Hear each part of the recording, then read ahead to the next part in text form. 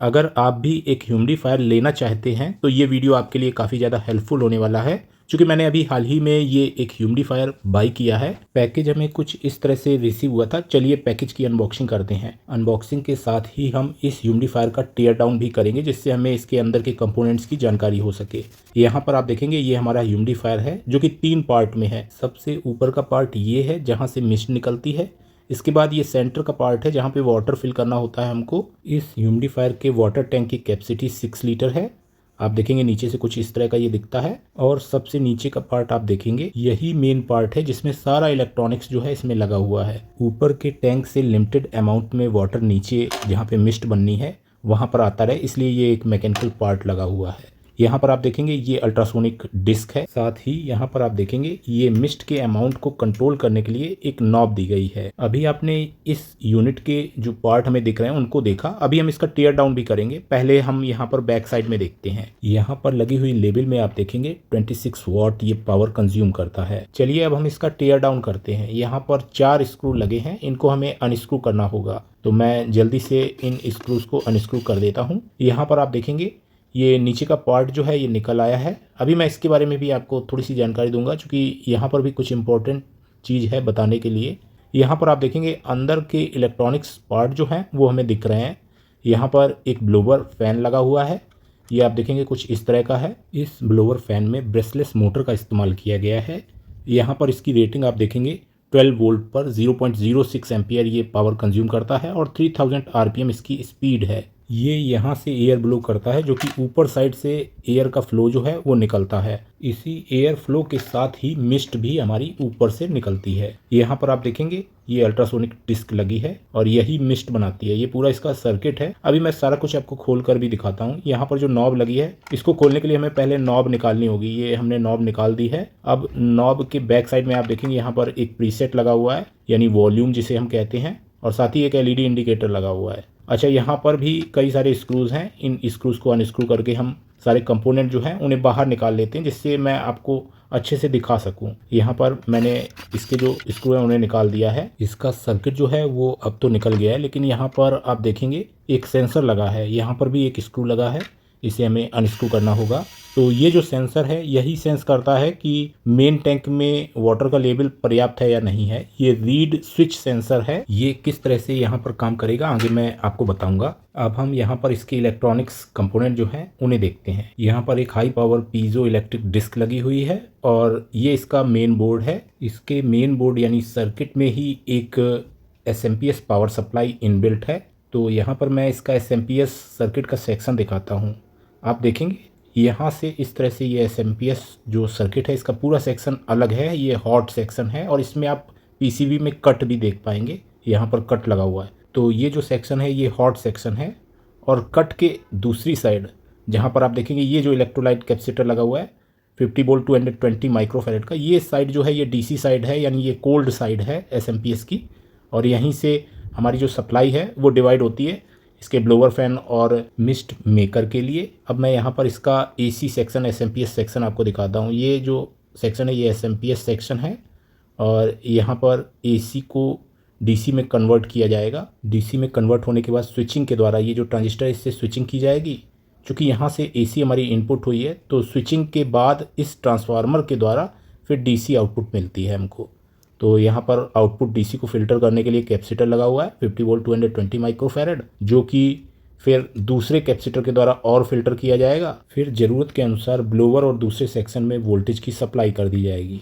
यहाँ पर जो इसका ह्यूमिडिफायर सेक्शन है इसमें आप देखेंगे यहाँ पर एनपीएन ट्रांजिस्टर लगा है BU406, जो कि high voltage high speed switching में काम आता है।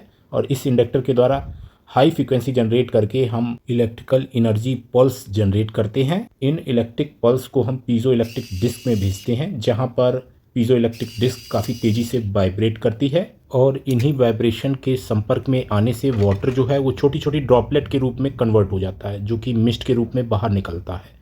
यहाँ पर आप देखेंगे ये पीजो इलेक्ट्रिक डिस्क है और यही डिस्क वाइब्रेशन जो है वो जनरेट करती है। ये काफ़ी चौड़ी पीजो इलेक्ट्रिक डिस्क है और यहाँ पर इस तरह के पीजो इलेक्ट्रिक डिस्क के द्वारा मिस्ट को जनरेट किया जाता है। चलिए अब हम इसके रीड स्विच सेंसर को देखते हैं। यहाँ पर आप देखेंगे, इसे भी मैं प्लग आउट कर लेता हूँ। ये रीड स्विच सेंसर है और ये मैग्नेटिक फील्ड में वर्क करता है। यहाँ पर ये हाउसिंग में आप देखेंगे जो नीचे का पार्ट है, यहाँ पर अंदर साइड से इस तरह से अंदर डालते हैं और ये अंदर से पूरा बंद है, पानी नहीं जाएगा अंदर।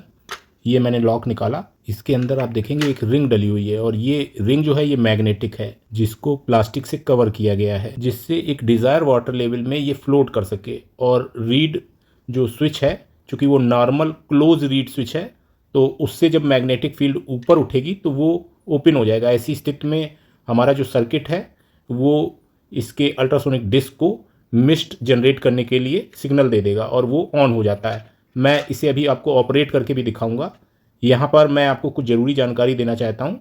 यहाँ पर आप देखेंगे जो नीचे का पार्ट है हाउसिंग का, वहाँ पर जहाँ से ब्लोवर फैन जो है वो एयर सक करता है, यहाँ पर आप देखेंगे एक ट्रे है, क्योंकि ब्लोवर फैन यहीं से एयर सक करता है। और यहाँ पर आप देखेंगे एक छोटा सा आप पार्टीशन बना हुआ देखेंगे, इसी में आपको एरोमा ऑयल्स जो आते हैं उनकी कुछ बूंदें डालकर इससे अच्छी सुगंध का भी आनंद ले सकते हैं। चलिए मैं थोड़ी सी आपको यहाँ पर टेस्टिंग करके दिखाता हूँ कि जब हम इसमें वाटर फिल करेंगे तभी एक निश्चित लेवल तक वाटर होगा, ये ऑन होता है। मैं इसे यहाँ पर ऑन करता हूँ, आप देखेंगे रेड इंडिकेटर ग्लो हो रहा है, जो कि ये इंडिकेट करता है कि पानी की मात्रा पर्याप्त नहीं है। तो यहाँ पर ये मैकेनिकल पार्ट है, इससे ऊपर के टैंक से वाटर जो है वो नीचे के टैंक में आता है। लेकिन यहाँ पर जो रिंग है, जब तक ये ऊपर नहीं उठेगी, और ये तभी उठेगी जब निश्चित वाटर लेवल होगा।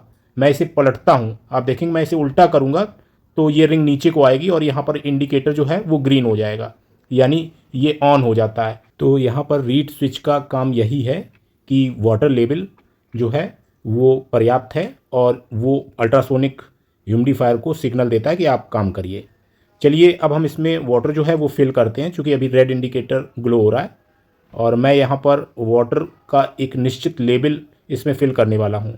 यहाँ पर आप देखेंगे मैं इसमें पहले 100 ml वाटर फिल करता हूँ। आप देखेंगे 100 ml वाटर फिल करने पे ये वर्क नहीं कर रहा है। अभी हम इसमें 100 ml और डालते हैं। यहाँ पर आप देखेंगे मैंने इसमें लगभग 100 ml और वाटर डाला, यानी 200 ml। आप देख पाएंगे मैंने 1 लीटर वाटर लिया था, 1000 ml मैंने 200 ml डाल दिया है। और ये मिनिमम लेवल है वाटर का जहाँ पर ये वर्क करना चालू करता है। मैं यहाँ पर अगर थोड़ा सा स्पीड बढ़ा दूंगा तो हो सकता है ये बंद हो जाए। यहाँ पर आप देखेंगे मैंने स्पीड बढ़ाई है, मैं एक बार फिर से कम करता हूँ और अब मैं यहाँ पर स्पीड जो है उसे बढ़ाऊंगा तो आप देखेंगे ये काम नहीं कर रहा है। तो ये बिल्कुल वही लेवल है जहाँ से ये वर्क करना चालू करता है। हम थोड़ा सा वाटर और ऐड करते हैं, आप देखेंगे ये अच्छे से फिर काम करने लगा।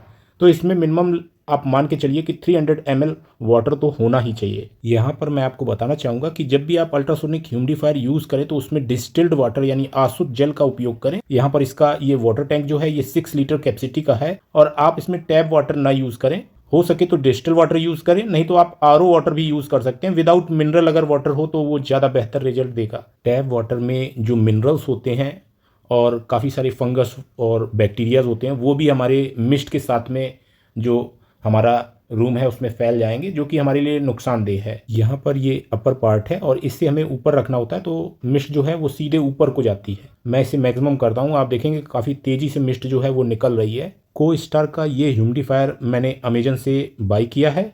मैंने बाई लिंक वीडियो के डिस्क्रिप्शन में दे दिया है। अगर आप इसे बाई करना चाहते हैं तो वहाँ से आप बाई कर सकते हैं। उम्मीद करता हूँ ये वीडियो आपके लिए काफ़ी ज़्यादा हेल्पफुल रहेगा। आज के वीडियो में इतना ही। Thanks for watching. Have a nice day.